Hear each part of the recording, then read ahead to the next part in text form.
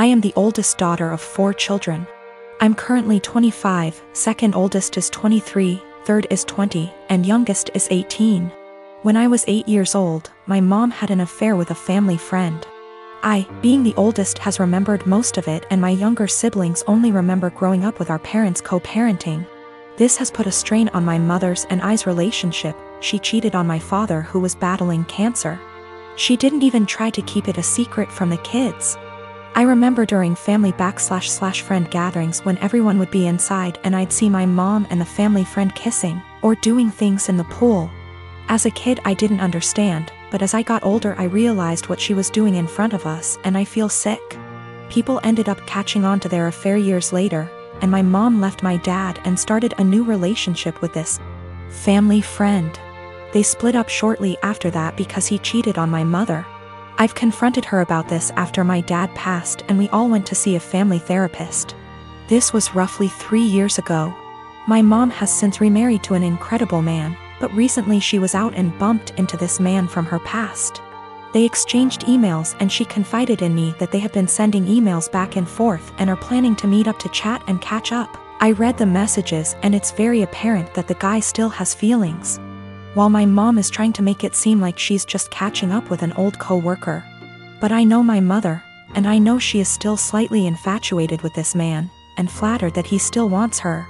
I mean, it's been years, why else would you want to catch up? My new stepdad knows about her past, and while he doesn't agree with it, it's been years, he wasn't in her life yet.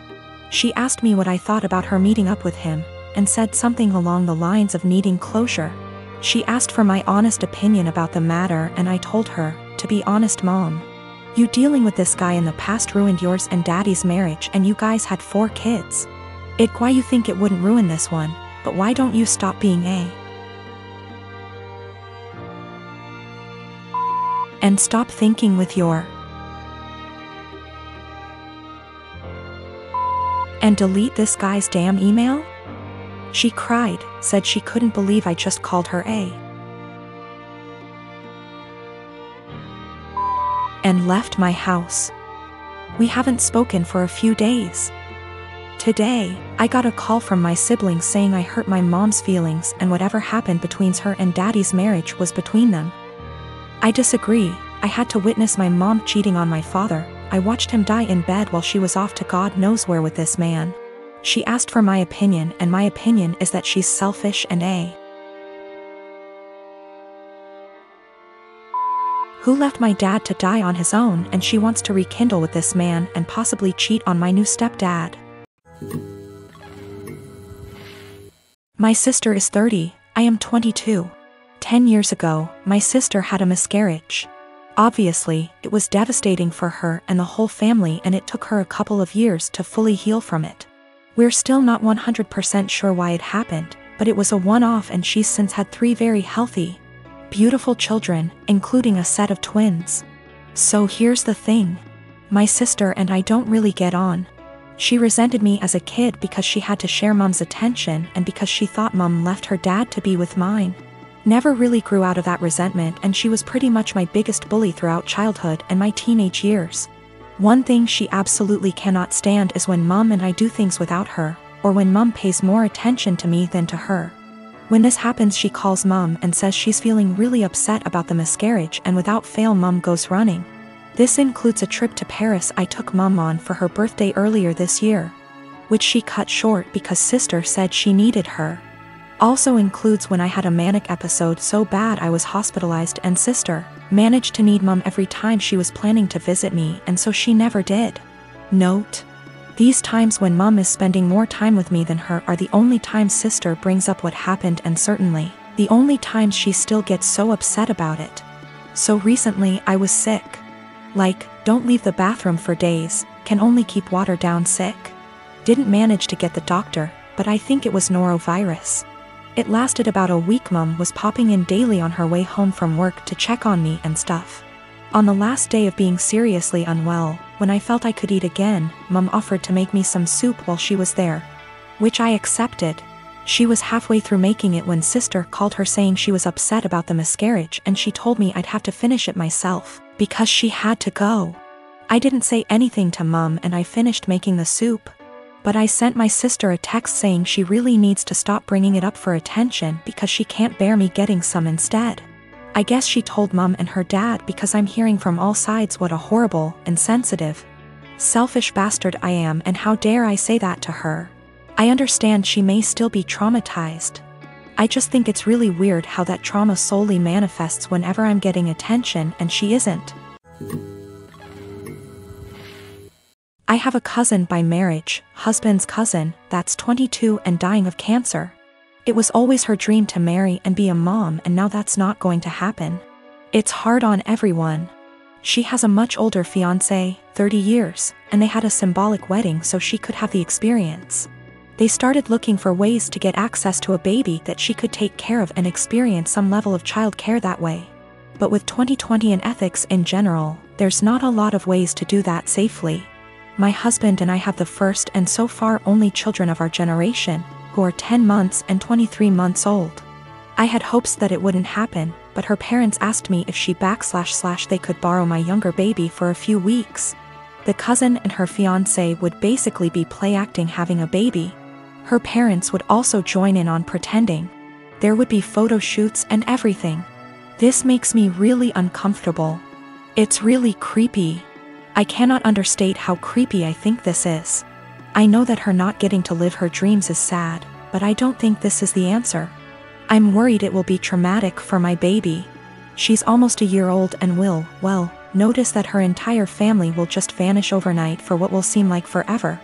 She's also still nursing, and they don't really seem to care about this factor. I'm really worried about problems down the road. This is setting a dangerous precedent of my child living under other guardianship.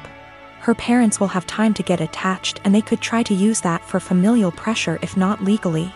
Her fiancé is also a wild card in that regard. I said no, and my husband's entire family is hounding us about this because her time is running out and it's time sensitive. They say we're being selfish. They say that we could use this as a free vacation and bond with our older child because I popped them out so close together.